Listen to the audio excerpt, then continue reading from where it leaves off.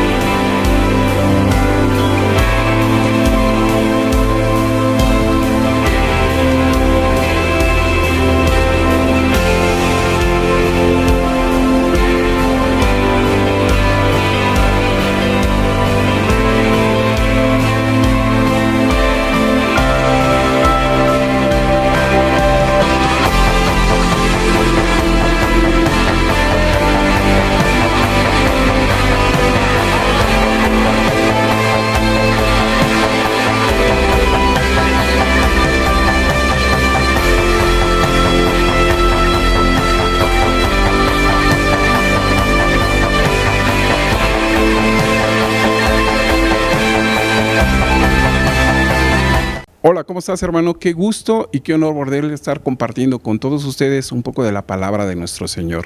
Allá donde tú te encuentres, recuerda, el Señor tiene grandes y maravillosos planes para ti y toda tu familia. Amén. Decláralo en el nombre del Señor. Vamos a comenzar, hermano. Acompáñame a hacer una oración allá en tu casa. Cierra tus ojos. Vamos a darle gracias al Señor. Padre poderoso, te damos gracias, amado Rey.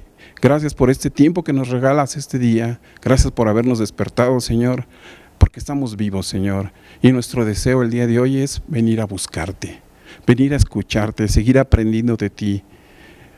Hoy hemos venido con un corazón agradecido delante de ti, Padre, glorificando tu maravilloso nombre, pero también con el deseo de escuchar tu palabra, que la palabra que has preparado, Espíritu Santo, sea una palabra que nos guíe de acuerdo al propósito y los planes que tú tienes para nuestra vida.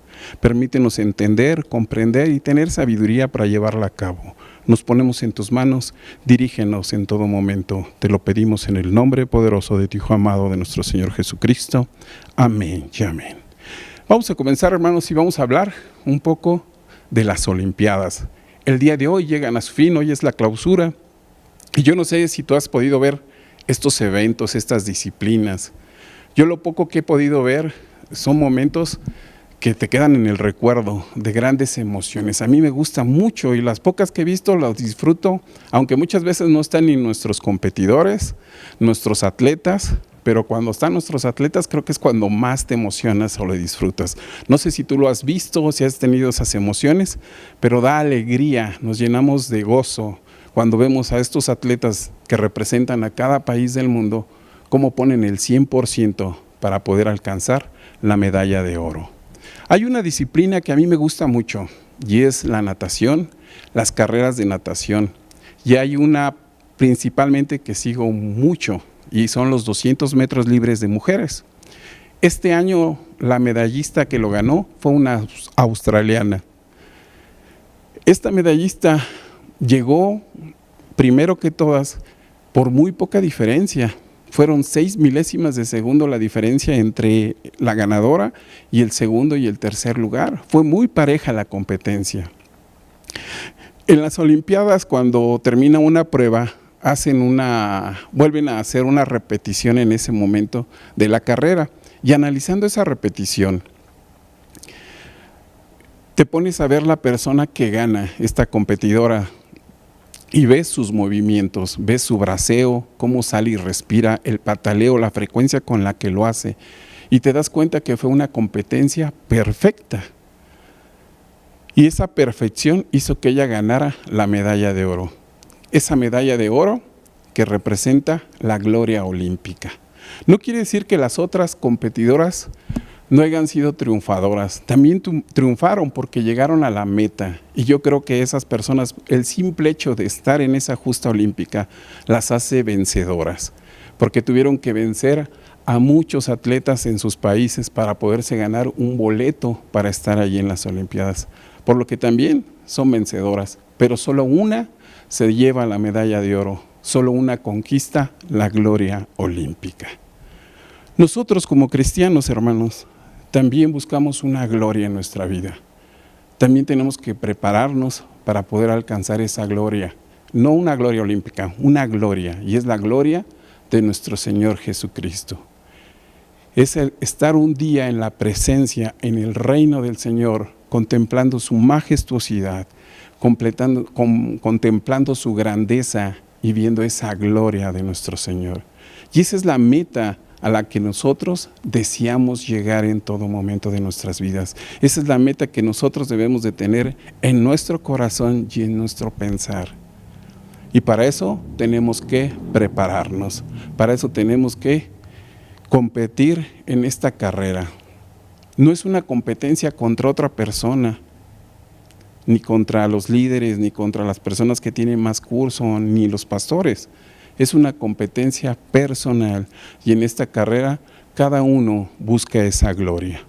Pero para llegar a esa gloria necesitamos tener fe. ¿Y qué es la fe, hermanos?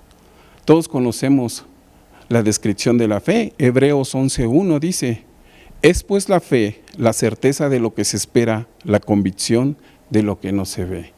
Es esa seguridad de que esto va a suceder en nuestra vida.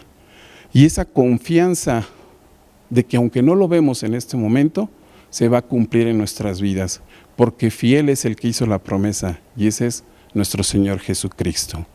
Ahora yo te preguntaría, ¿a ti te gusta o tienes ese mismo deseo que yo tengo, que es agradar a Dios? Yo creo que todos tenemos ese deseo, primeramente, de agradar a Dios por todo lo que ha hecho por nosotros, por la misericordia que tuvo en nuestras vidas, por algún milagro que hayamos pedido y Él lo cumplió, porque nos rescató de donde estábamos, y tantas cosas que nos ha regalado Dios, ese sacrificio tan grande de su Hijo, ese amor del Padre. Yo creo que todos deseamos en nuestra vida agradar a Dios, pero también dice la palabra que es necesario tener fe. Hebreos 11:6 dice: pero sin fe es imposible agradar a Dios, porque es necesario que el que se acerque a Dios crea que le hay y es galardonador de los que le buscan. Dice que sin fe es imposible agradar a Dios. Y nosotros deseamos, como te decía, agradar a Dios por lo que ha hecho en nuestras vidas. Porque sin Él no somos nada, con Él todo.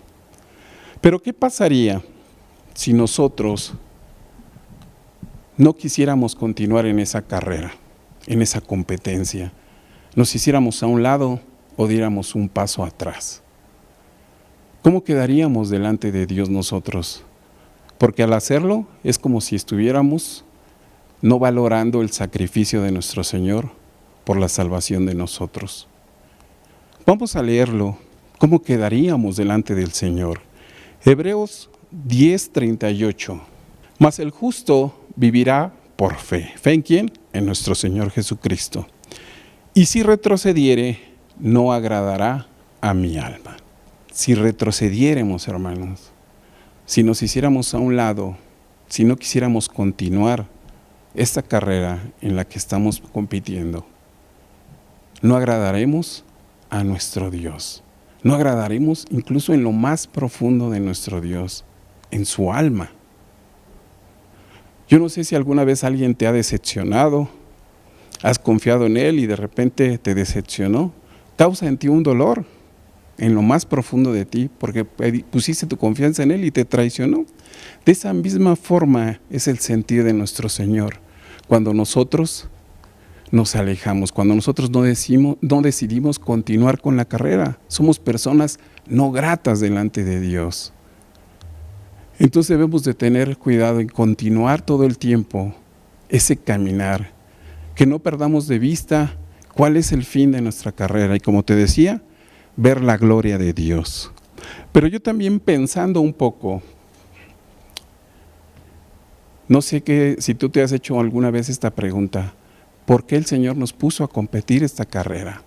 ¿Qué teníamos de especial cada uno de nosotros? ¿Cuál era nuestra cualidad? ¿Cuál era nuestro don por el cual el Señor nos puso a competir esa carrera? Y la respuesta es muy sencilla. Vamos a leer Isaías 43, 10 y 11, en traducción lengua actual. Dios le dijo a los israelitas: ustedes son mi testigo y están a mi servicio. Yo los elegí porque quería que ustedes confiaran en mí. Los elegí para que entendieran que yo soy el único Dios y no habrá otro, ni antes ni después. Solo yo soy Dios y solo yo puedo salvarlos. Amén. Ahora quisiera que me acompañaras a leer unos versículos, pero en forma singular. Porque Dios nos habla en forma personal a cada uno de nosotros. Y para leerlo de esa forma, vamos a cambiar el nombre de Israel y vas a poner tu nombre allí en tu casa. Pon tu nombre en esa parte. Y vamos a leerlo de la siguiente forma. Si me acompañas a leerlo o a escucharlo de esta forma, en tu casa haz esta oración o lees de esta forma estos versículos. Dios te dice a ti, Juan Carlos: tú eres mi testigo y estás a mi servicio. Yo te elegí porque quería que confiaras en mí. Te elegí para que entendieras que yo soy tu único Dios. No habrá otro ni antes ni después. Solo yo soy Dios y solo yo puedo salvarte. Amén. Gloria a Dios.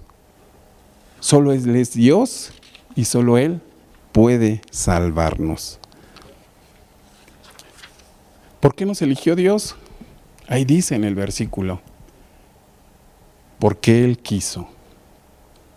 Nuestro Dios quiere o quiso hacer o siempre ha querido hacer su voluntad. Nuestro Dios no le pregunta a otro o a otras personas qué hacer y qué no hacer. Él lo hace porque Él quiere. Y si nos eligió a cada uno de nosotros, fue porque Él quiso. Todo lo que conocemos en el mundo, las maravillas que hay en esta tierra, las que hay en el cielo, los planetas, las constelaciones, las galaxias, todo Él lo ha hecho porque Él quiso. Así que si el Señor nos puso a nosotros en esta carrera, es porque Él quiso. Porque hay algo que Él ve, que conoce en nosotros, que nos va a hacer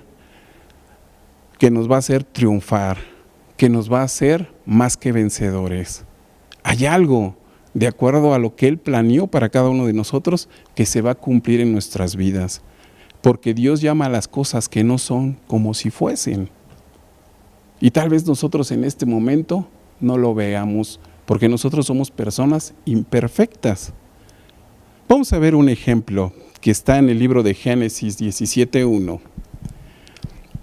Y aquí Dios le está hablando a Abraham y le dice lo siguiente: era Abraham de la edad de 99 años cuando le apareció el Señor y le dijo: yo soy el Dios Todopoderoso, anda delante de mí y sé perfecto.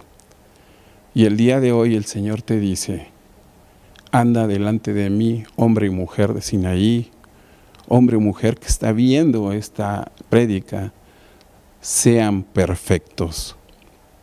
¿Qué edad tenía Abraham cuando le dijo esto? 99 años, casi 100. Yo no sé si tú has tenido la oportunidad de conocer una persona de 99 años. Yo he tenido la oportunidad de conocer una mujer de 105 años, que en paz descanse. Pero cuando la vi me sorprendió. Más de un siglo esta mujer de vida tuvo. Y todavía la veías que se comunicaba, que recordaba los nombres. Algo que te causa admiración después de tanto tiempo, más de un siglo. Ahora imagínate cómo sería Abraham de 99 años, casi 100. Esta mujer que te estoy hablando, ya a esa edad ya necesitaba de asistencia de otras personas para poder subsistir. Ya por sí sola no se valía. Yo creo que Abraham a esa edad de 99 años, pues ya le había pasado factura el tiempo. Ya se veía viejito. Pero fue cuando Dios le dijo estas palabras, porque también le dijo lo siguiente. Génesis 17:5, dice la palabra: y no se llamará más tu nombre Abraham, sino que será tu nombre Abraham, porque te he puesto por padre de muchedumbre de gente. Y cuando Dios le dice estas palabras a Abraham, porque le agregó 2 letras, No, el nombre de Abraham significa padre de mucha gente. Pero cuando el Señor le estaba diciendo esto a Abraham, Abraham no tenía ni siquiera descendencia directa. Solo tenía un hijo que era de la servidumbre de su esposa. Directamente él no tenía. Y el Señor le estaba declarando eso que se iba a cumplir en la vida de Abraham, que él iba a ser padre de muchedumbre de gente.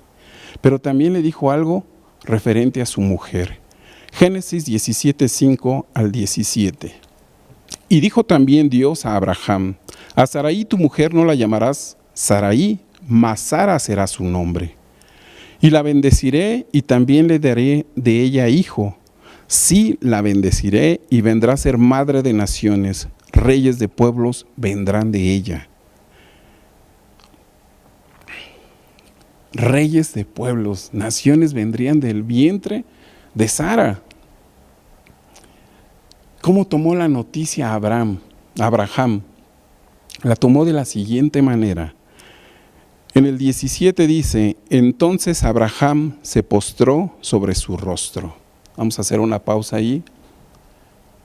Y eso es lo que nosotros debemos hacer cuando estamos en nuestro lugar íntimo, en ese lugar que hemos preparado para poder tener comunión con Dios. Lo primero que debemos de hacer en nuestras vidas es humillarnos a los pies del Señor, de rodillas delante del Señor. Hay una alabanza que dice que ese es el lugar más alto para los hombres, de rodillas a los pies.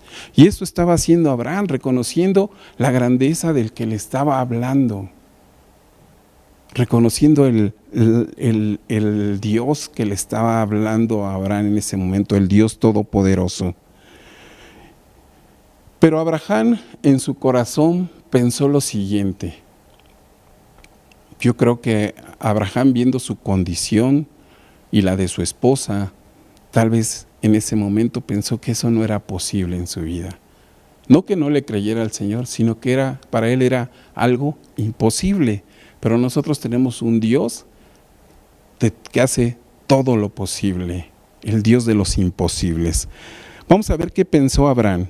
Vamos a regresar al 17. Entonces Abraham se postró sobre su rostro y se rió y dijo en su corazón: ¿a hombre de 100 años ha de nacer hijo?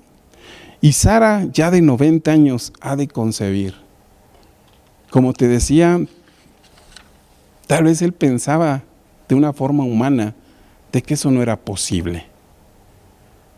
Pero nuestro Dios todo eso lo hace posible. Romanos 4, 16 al 17. Dice la palabra: por tanto, es por fe para que sea por gracia, a fin de que la promesa sea firme para toda su descendencia.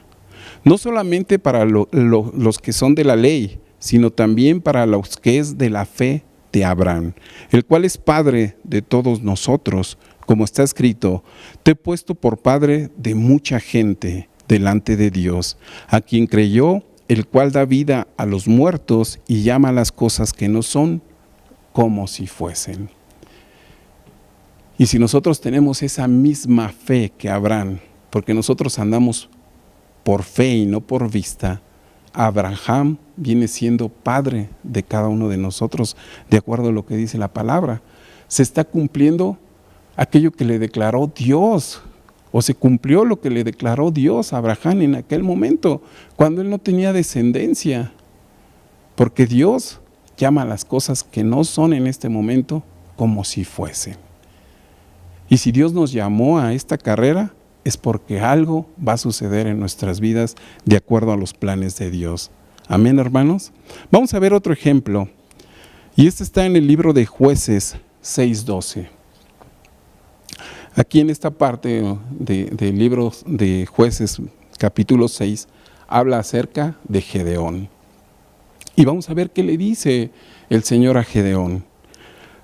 Jueces 6:12. Y el ángel del Señor se le apareció y le dijo: el Señor está contigo, varón esforzado y valiente. Y el Señor te dice el día de hoy, hermano, el Señor está contigo, esfuérzate y sé valiente. En ese entonces, Gedeón no era ni siquiera esforzado ni valiente. Yo creo que hasta era temeroso, desconfiado, una persona insegura. Incluso Gedeón, cuando le dijo estas palabras el Señor, él le pidió pruebas al Señor, que le mostrara que él iba a estar con ellos. Vamos a hacer un poco de contexto en esta parte. En aquel entonces el pueblo de Israel se había alejado del Señor, adoraba a dioses ajenos, y el Señor los dejó. Y los madianitas y amalecitas y los hijos de Oriente asolaban al pueblo de Israel. De hecho, ya lo sabían, ya ellos se escondían en las cuevas y todo lo que sembraban, el ganado, los frutos, ellos iban, lo robaban y se los quitaban y los traían asoleados.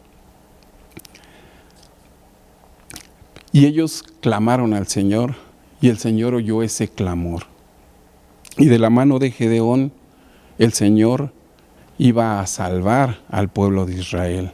Pero necesitaba que Gedeón hiciera esa parte, de que él se esforzara y que fuera valiente. Pero te decía que él le pidió señales al Señor. Vamos a ver qué señales fue las que les pidió. Jueces 6:36 al 39. Dice la palabra: y Gedeón dijo a Dios: si has de salvar a Israel por mi mano como has dicho, he aquí, yo te pondré un vellón de lana en la era, y si el rocío estuviera en el vellón solamente, quedando seca toda la otra tierra, entonces entenderé que salvarás a Israel por mi mano, como lo has dicho. Y aconteció así, pues cuando se levantó de mañana, exprimió el vellón y sacó de él el rocío de un tazón lleno de agua. Se cumplió lo que estaba pidiendo Gedeón como señal, pero no quedó conforme. Todavía no creía que iba a pasar eso, que Dios iba a hacer eso con su vida, de darle la victoria por medio de él. Y le pidió lo siguiente: mas Gedeón dijo a Dios: no se encienda tu ira contra mí, si aún hablare esta vez, solamente probaré otra vez con el vellón. Te ruego que solamente el vellón quede seco y el rocío sobre la tierra. Y así sucedió. El vellón quedó seco y la tierra estaba húmeda. Y se cumplió todo lo que el Señor le dijo a Gedeón. Si tú ves en tu casa, yo te recomiendo que leas esta lectura de Gedeón, esta parte que está en Jueces. Te darás cuenta el poder de Dios tan grande. Porque después de eso Gedeón se esforzó y fue valiente. Juntó entre los pueblos de Israel a 22,000 personas. Convocó a esas 22,000 personas para que fueran y enfrentaran a ese ejército grande de los madianitas. Pero el Señor le dijo que redujera a ese ejército, a esas personas que se habían convocado. Primeramente le dice que les preguntara que aquellos que tuvieran miedo, pues ellos no eran soldados, no se dedicaban a la guerra. Y 22,000 personas levantaron la mano que tenían miedo. Y el Señor les dice que las regresara. Se quedó con 10,000. Yo creo que Gedeón ha de haber visto cuando se fueron los demás, y con 10,000 voy a vencer a ese ejército, voy a enfrentarlo. Yo creo que ha de haber tenido esa inquietud de que si iba a poder o no iba a poder. Pero aún así el Señor le dice que eran muchos y que los llevara a donde estaban las aguas. Y en aquel lugar les dijo: vas a separar a aquellas personas que beban su agua como lambe el perro. Las vas a poner de un lado, y aquellas personas que lleven el agua con las manos como lo hacemos todos, también los separas del otro lado. Y 300 personas fueron las que hicieron eso. Todos los demás, también le dijo el Señor que los mandara de regreso. Y con 300 personas enfrentaron a ese ejército grande. Al final les da la victoria al Señor. Hacen que aquellos enemigos huyeran y le da muerte a sus reyes. el ejemplo tan claro de cómo Dios nos da la victoria está en Gedeón, en esa historia. Y te quiero comentar algo. Si alguna vez alguien te dice que en la alabanza no hay victoria, ábrele las Escrituras y muéstrale la historia de lo que hizo Dios con Gedeón y el poder tan grande de Dios. Porque cuando rodearon ellos a donde estaba el campamento de aquel ejército, solo gritaban alabando el nombre del Señor y tocaban sus trompetas. Y Dios hizo lo demás. Confundió la mente de los que estaban en el ejército y se comenzaron a matar unos a otros. Solo ellos tocaban los instrumentos. Y en la alabanza hay victoria en el nombre del Señor, ¿verdad, hermanos? Amén, gloria a Dios. Ahora quisiera comentarte, vamos a pasar a otro punto. En esta carrera que el Señor nos puso, hay veces que cometemos o hacemos cosas que nos pueden hacer tropezar, no continuar con la carrera o retroceder, independiente de los mandamientos del Señor. Y estas cosas muchas veces las hacemos por voluntad propia. Y debemos de tener cuidado. Yo seleccioné 3 cosas o 3 puntos, los cuales debes de tener mucha atención para no estar cometiendo estas cosas. La primera es hacer cosas sin respetar la autoridad de Dios, sin tomar en cuenta la autoridad de Dios. Y un ejemplo está en Saúl. Saúl sacrificó holocausto a Dios. Y en aquel tiempo sacrificar holocausto a Dios era una forma de honrarle, glorificarle, pedirle algo, que el Señor nos perdonara o que el Señor los bendijera. No era malo hacer holocausto en aquel entonces, pero Saúl lo hizo cuando Dios no se lo pidió. Y eso trajo consecuencias a la vida de Saúl. Recordemos que el reinado de Saúl pasó al de David. Trajo consecuencias y debemos de tener cuidado en tomar o respetar la autoridad de Dios en nuestras vidas. Un ejemplo en nuestras vidas podía ser el siguiente: vivir con la persona que amamos, con nuestra pareja, la cual nos ha dado hijos y hemos formado una familia. No tendría nada de malo, ¿verdad? Al contrario, sería algo bueno para la vida de las personas, porque en la fortaleza muchas veces también está en nuestras familias. Pero hacer eso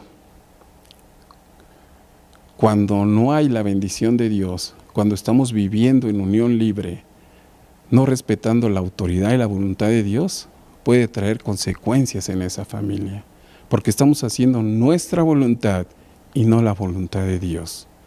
Y ahí es donde tenemos que tener cuidado. Y como ese ejemplo, puede haber muchos. Yo nada más tomé 3.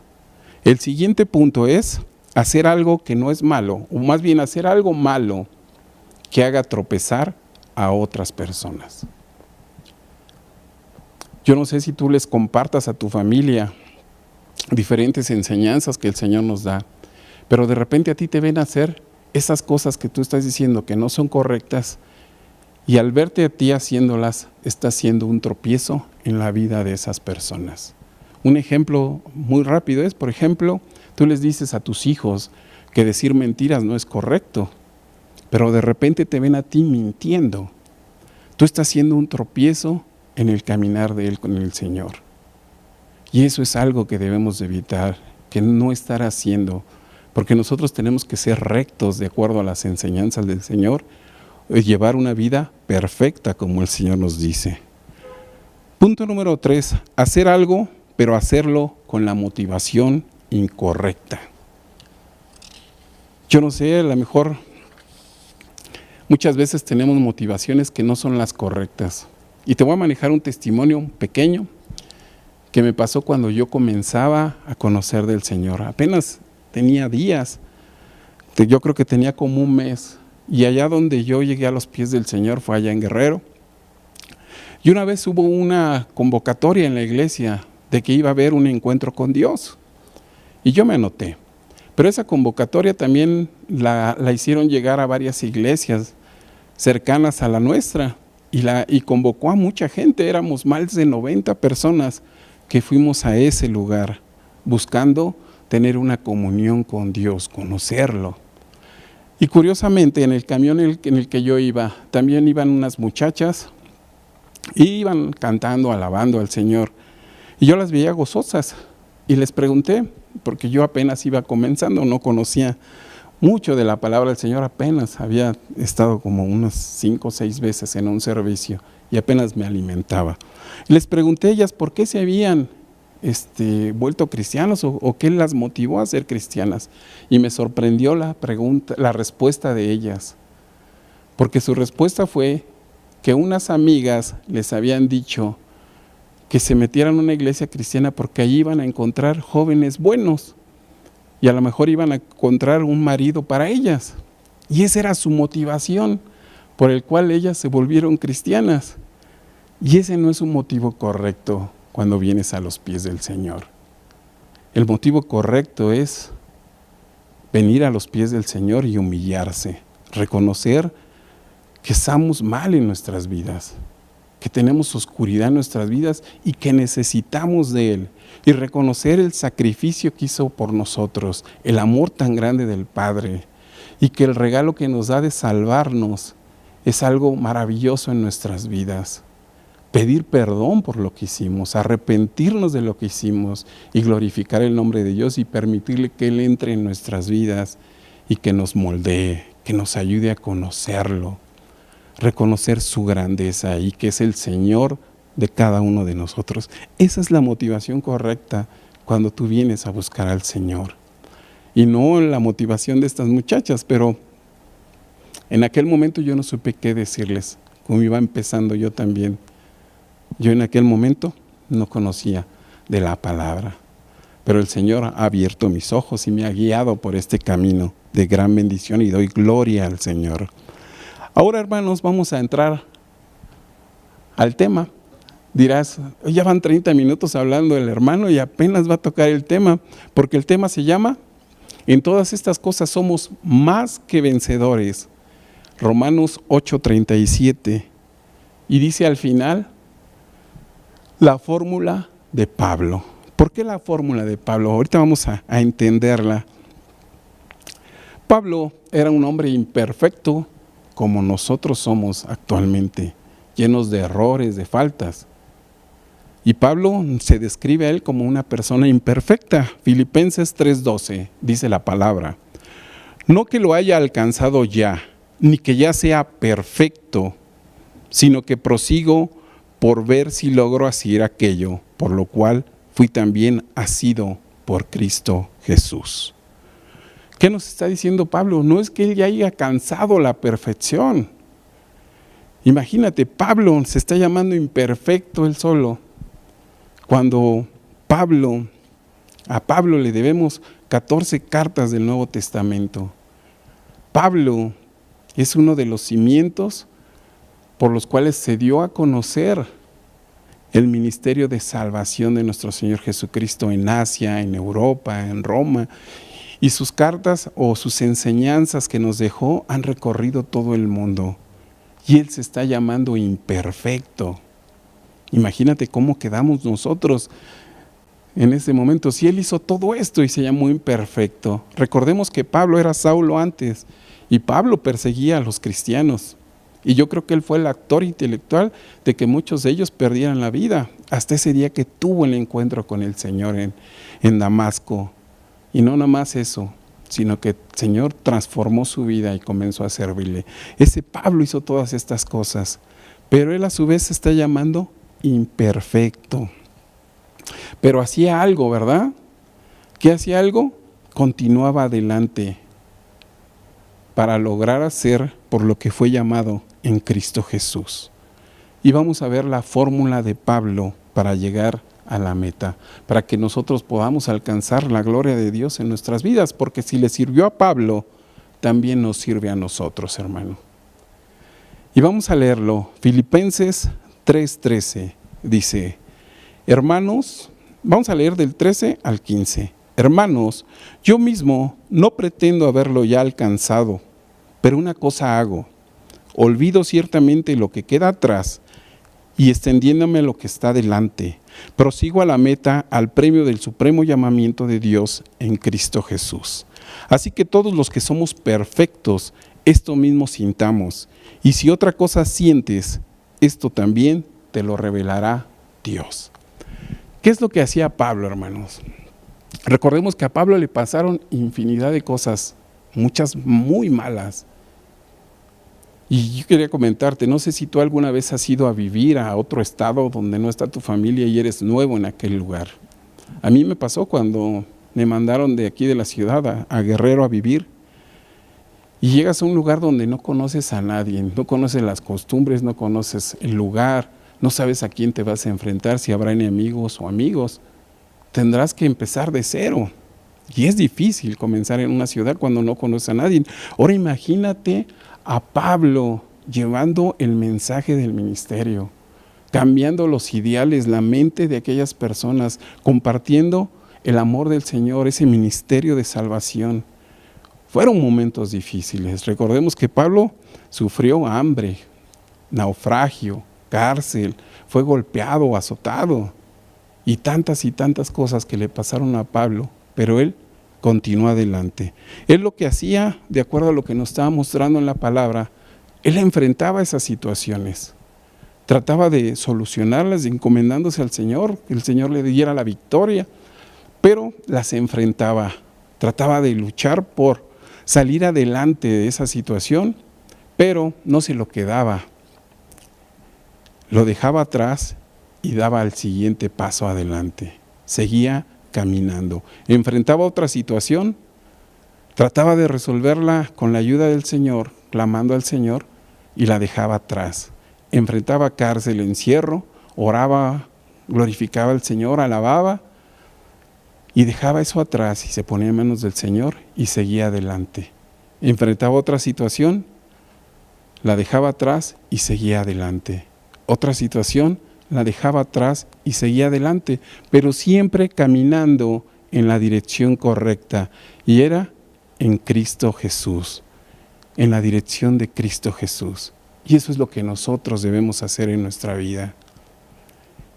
Cada que enfrentemos una situación, enfrentarla y ponerla en manos de Dios, porque con Dios hacemos todo y sin Dios nada. Enfrentarla, clamar a Él. Si es una situación económica, clamar al Señor, es nuestro proveedor, y Él sabrá en qué momento nos ayuda. Pero nosotros debemos de enfrentar, hacer nuestra parte y dejarlo atrás y continuar en el camino. Él sabrá en qué momento manda su ayuda. Enfrentamos un problema en casa, tal vez haya desobediencia o haya ruptura en el matrimonio. Lo ponemos en manos de Dios, clamamos al Señor, Él tiene el poder de restaurar nuestra familia. Pero nosotros caminamos adelante y dejamos eso atrás. Tal vez una enfermedad, recordemos que las enfermedades a todos nos pasan, pero esas enfermedades las ponemos en manos de Dios, porque Él es nuestro sanador y Él ya pagó por esas enfermedades y lo declaramos en nuestra vida y hacemos nuestra parte, seguir las instrucciones de los médicos, pero lo dejamos atrás y continuamos. Por más difícil que sea la prueba, por más complicada que sea en este momento, nosotros no nos detenemos allí, nosotros continuamos y siempre caminando en la dirección correcta, y es por el camino de verdad que es nuestro Señor Jesucristo. En todo momento no debemos de perder ese enfoque y debemos de seguir avanzando. Tal vez llegará el momento que a lo mejor no llegamos a esa perfección del carácter, del reflejo del carácter de nuestro Señor en nuestras vidas, pero siempre nos mantuvimos caminando adelante. Hay veces que la hayamos regado, que hayamos metido las 4 patas, y te lo dice una persona que a veces la ha regado mucho, pero continuamos en el camino. Todo el tiempo seguir adelante, porque el Señor, si llega el momento que nos llame y nosotros no hemos llegado a esa perfección, Él en su infinito poder, al ver que nosotros todo el tiempo, a pesar de nuestras fallas, de nuestras caídas, nunca dejamos de caminar en su dirección. Él tiene el poder en ese momento de llevarnos a su presencia y permitirnos entrar en aquel lugar, contemplar esa gloria, terminar la carrera que empezamos, porque en Cristo Jesús somos más que vencedores, hermanos. Decláralo en tu vida. En Cristo Jesús yo soy más que vencedor. Vamos a cerrar, hermanos. Vamos a leer otra vez Hebreos 10:38. Dice la palabra: mas el justo vivirá por fe, y si retrocediere, no agradará a mi alma. Ahora declara el siguiente versículo en tu vida. Es el 39, es el siguiente. Dice la palabra: pero nosotros no somos de los que retroceden para perdición, sino de los que tienen fe para perseveración del alma. Amén. Nosotros no retrocedemos, nosotros luchamos y seguimos adelante para preservar nuestra alma y llegar un día a su presencia. Declara eso en tu vida, hermano. Filipenses 1:6: estando persuadidos de esto, que el que comenzó en vosotros la buena obra, la perfeccionará hasta el día de Jesucristo. Amén. Él perfeccionará nuestras vidas. Nosotros hagamos nuestra parte, hermanos. Acompáñame a hacer una oración. Vamos a dar gracias por esta palabra. Padre poderoso, te damos gracias. Gracias por esta palabra que nos has dado.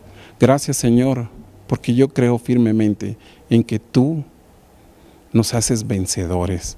Y no nada más vencedores, sino más que vencedores. A pesar de tantas situaciones que día a día enfrentamos, tú nos das la victoria cada día.